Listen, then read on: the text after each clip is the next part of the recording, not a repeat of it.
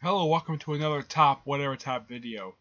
This video is sort of basically a response to probably to some people saying that Marvel that there is that a lot of the Marvel villains, with the exception of Loki, are really all bad. No. I can list off 7 good ones aside from Loki. So this list will be the 7. These will be the 7 good Marvel villains who are not Loki. First, Obadiah Stane, aka the Ironmonger.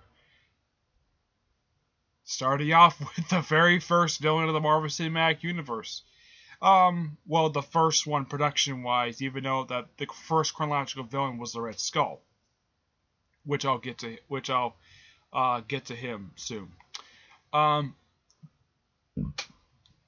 This guy was a very interesting character to watch in the original Iron Man film. Even when he became the Ironmonger, he just became more interesting to watch.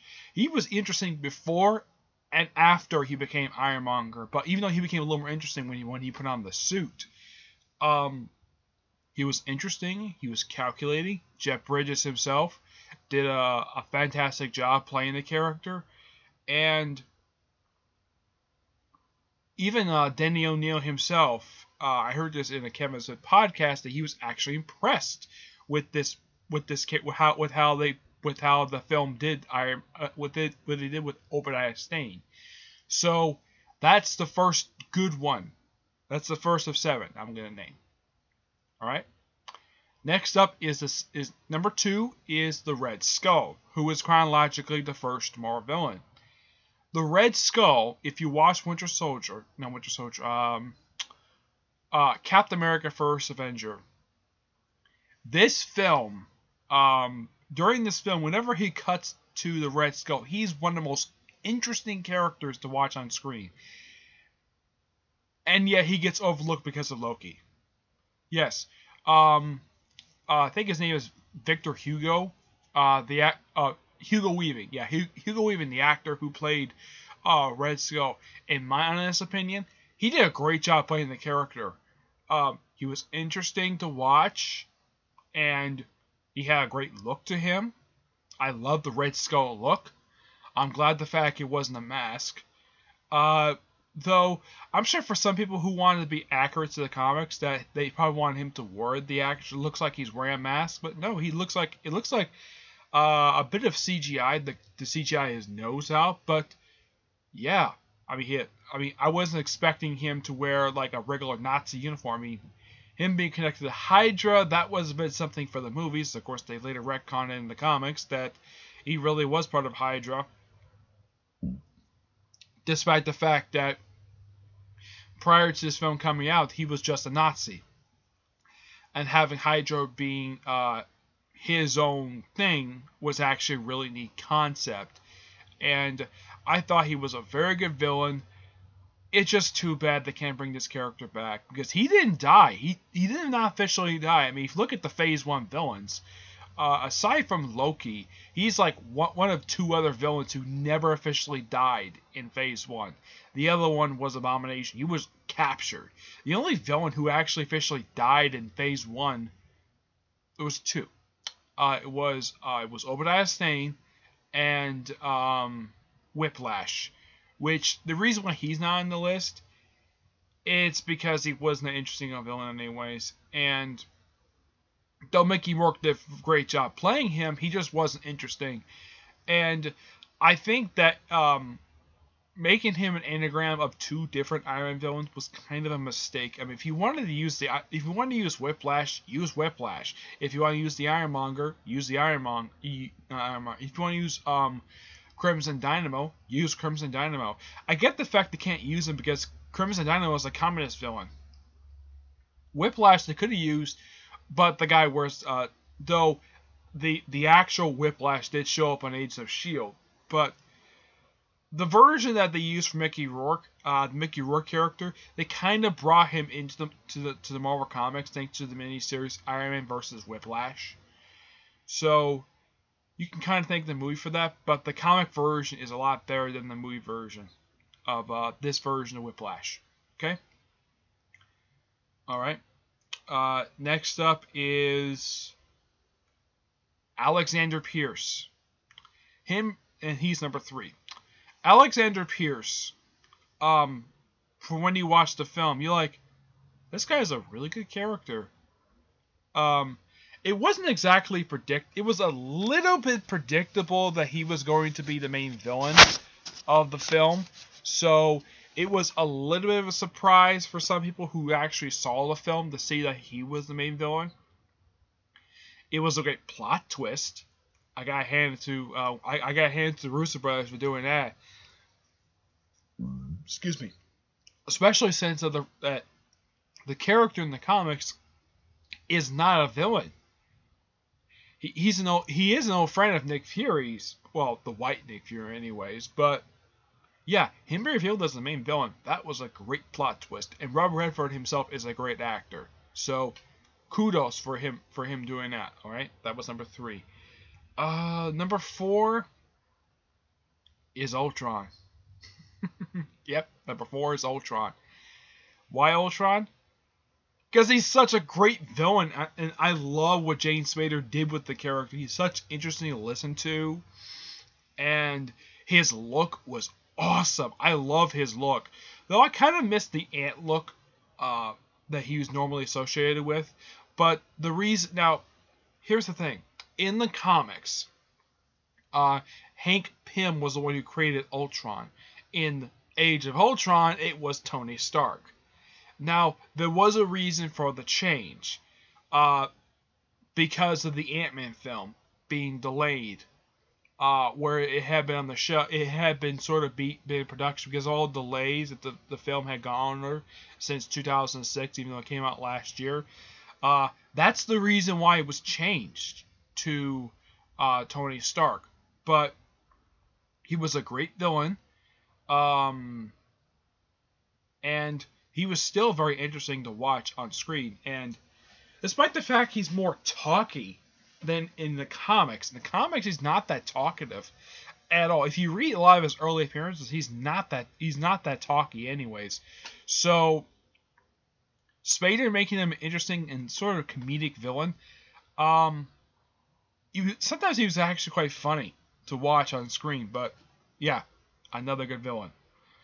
Alright, next up is Baron Zemo. Not Baron Zemo, he just simply referred to as Zemo. This guy had a really interesting plan. He's more of a realistic villain. I mean, yeah, he has the name of a popular Captain America villain in the form Baron Heinrich Zemo. But this guy is basically somebody who is somewhat reactive of collateral damage. Basically, he is a Sokovian. Basically, and plus he knew the Winter Soldier. He actually trained with him. So, yeah, there wasn't much to the character, but he still had a really interesting plan. And here's the thing. Out of all the Marvel villains, he's the only who actually succeeded. Yeah, that's the interesting thing. Out of all of the Marvel Cinematic Universe villains, he is the only villain to actually succeed in his plan. And his plan, well, one of his plans was to split the Avengers in half, which he did succeed at. Which, you gotta praise him for doing that, for being the only villain to actually succeed at what he was trying to do. Was tear Avengers apart because of what happened in Age of Ultron. Alright. Next, of course, is Wilson Fisk, aka the Kingpin. Now, yes, this is not one of the movie villains. This is one from Netflix. But, the Netflix shows and Agents of S.H.I.E.L.D. and Agent Carter all take place in the same universe. Despite the whole thing that for the past year that might not be because Marvel Comics has control over Marvel Entertainment has control over the TV stuff while Disney has control of the movie stuff. You see, they do acknowledge each other. Well, Though this is something quite strange of how the relation between the movies and TV shows are, and Chloe Bennett pointed this out that the TV shows try to do the best they can to acknowledge what happened in the movies, and yet the movies don't acknowledge what happens in the TV show. But yet, here's the thing: in the previous season of Agents of S.H.I.E.L.D., they actually referenced Daredevil. Yeah, Daredevil. I had to point that out. But Vincent D'Onofrio playing this awesome villain, and me personally, he's one of my favorite Marvel villains. And to see him play the Kingpin, excellent choice. Now, it was something for him to shave his head to play the Kingpin, because Kingpin is normally bald. Which he's the second actor to do that, because the original actor from the Trial of the Hulk film did not shave his head bald. Matter of fact, he even had a beard. And one kind of problem I had with this one, and I had with Trial of the Incredible Hulk, was the fact he was never given the name of Kingpin. He was only referred to by his real name. The Daredevil film did do that, but this one did not. But he technically did become the Kingpin in Season 2. Which, seeing his return in Season 2, that was a big surprise right there. Because it wasn't promoted. And when I saw the episode, my jaw dropped. Seeing him, the main villain of the previous season, guest starring in Season 2. He only appeared for like 2 episodes. But it was nice to see the guy again. I mean, the guy was even physically intimidating to take on Daredevil twice. Though in the first round, Kingpin won. But in the second time, Daredevil won. And I got a hand to D'Onofrio. And for that. And also, the guy is freaking huge. I've seen him in some recent films. Matter of fact, when I saw him in Magnificent Seven, I realized, though, yeah, Vincent D'Onofrio is freaking huge. I mean, not just by the fact he's a bit chubby, but the fact he's tall and he's really big. And I gotta hand it to the showrunner of Daredevil for casting him as the Kingpin. Great choice for him. I mean, he's physically intimidating, he's bald, clean-shaven, and he's a complex villain, mind you. Despite the fact someone I know did not like his backstory because he's basically a stereotypical, yeah, he was bullied when he was youth and his father was abusive. Now, him killing his father, that kind of is true from the comics. He did do that, or at least he got rid of him when he became the Kingpin of crime. But yeah, he's another villain. Alright, that was number... Let's see, I think that was 5. Yeah, number 5. Number 6 is the Purple Man. Well, Kilgrave, anyways. His real name is Kevin. Though, the thing is, unlike in the comics, it was some kind of, it was one of his powers. He can influence people by basically whatever he says. In the film, it's a virus. Not in the film. In the Jessica Jones show, it's a virus. And David Tennison. Wow, what a great choice to play the Purple Man. Now, there's one person I know of, Erod, the Blockbuster. He was hoping that, because he was playing the Purple Man, that he was going to possibly paint his skin purple. That didn't happen, but he did wear purple suits.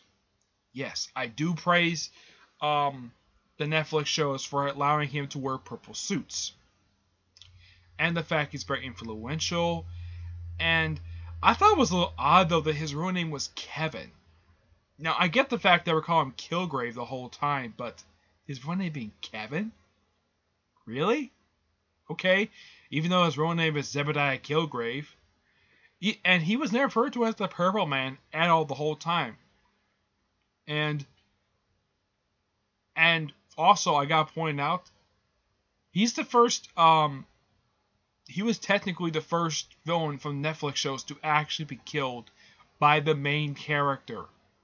despite the fact this is sort of a stereotypical thing, she had to kill him. The guy was a humongous threat to the city of New York. So Jessica Jones killing him, that kind of did make sense for the most part. So yeah, the Purple Man.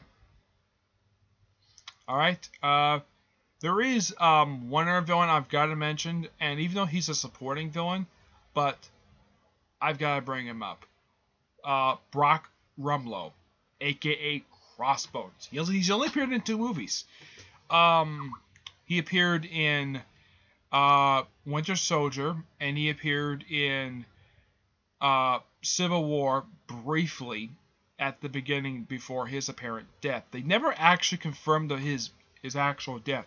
He apparently died, though his apparent death did cause a lot of collateral damage. But the actor, despite the fact that he's in the film, he really, I don't know who the actor is who plays Brock Rumlow, but the guy does a great job playing the character. And according to what I've heard, the guy might come back because they never officially confirmed that he actually died. We never saw his body afterwards, so he could be still alive. It's a possibility. I don't know. He could have injected himself from his armor. Now, I get the fact after Winter Soldier the guy is scarred, so he puts on his mask. Now, I was kind of hoping for, his comic costume is very simple to make on screen. It's just a sleeveless shirt, a black sleeveless shirt with black pants, black boots, black gloves, a skull mask, a white, kind of like a luchador type mask in a way, but it covers his face, and it's got a skull on it, and he's got like 2 bones across his chest. That's why it's called Crossbones. But I would think, though, this would be a pretty simple costume to make on screen. But I gotta hand it to. But when I saw what Crossbones was gonna look like in Civil War, I'm like, okay, at least it actually has a nod to it. But I'm hoping eventually he does wear that outfit because it's pretty simple to make. It's not like, if